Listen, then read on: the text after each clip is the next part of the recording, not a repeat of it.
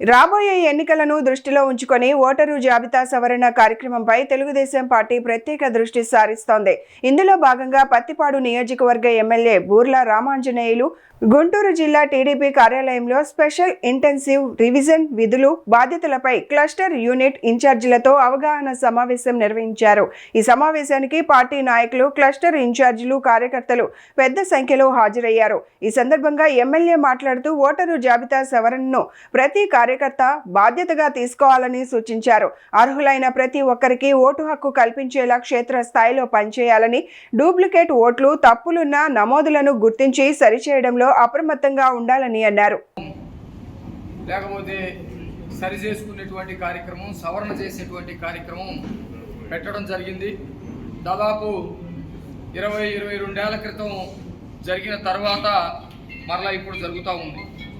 ఓటర్ల విషయాల్లో అనేకమైనటువంటి మార్పులు జరిగినాయి. అందుకనే దేశవ్యాప్తంగా స్పెషల్ ఇంటెన్సివ్ రివిజన్ ప్రోగ్రాం దేశవ్యాప్తంగా జరుగుతూ ఉంది. దేశంలో దొంగలు పడ్డారు అన్నట్టుగా ఓటర్ల విషయంలో కూడా దొంగలు పడ్డారు అనేక చోట్ల.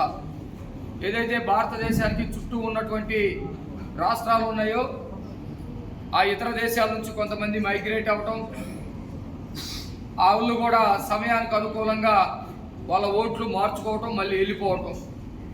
అట్లాగే లోపల ప్రాంతాల్లో కూడా ఇందాక పెద్దలు చెప్పినట్టు చాలా ఓట్లు మైగ్రేట్ అవినాయి, అటు ఇటు ఇటు అటు, కొన్ని పర్మనెంట్ అవినాయి. ఇవేవి కాకుండా వీటితో పాటు జగన్మోహన్ రెడ్డి వచ్చిన తర్వాత ఓటర్ల మొత్తాన్ని కూడా గందరగోళం చేసి ఆయా ఓట్ల ఎలక్షన్ సందర్భంగా ఓట్ల మొత్తాన్ని కూడా విచ్చలవిడిగా మార్చేశారు. కొన్ని మ్యాచ్ చేద్దాయి, దాన్ని మ్యాపింగ్ అంటారు. ఆ మ్యాపింగ్ అయినటువంటి పేర్లు కాకుండా మ్యాప్ కానటువంటి ఓటర్ లిస్టులు ఏవైతే ఉన్నాయో వాటికి సంబంధించి పూర్తి వివరాలు మనం సేకరించాల్సి ఉంటుంది.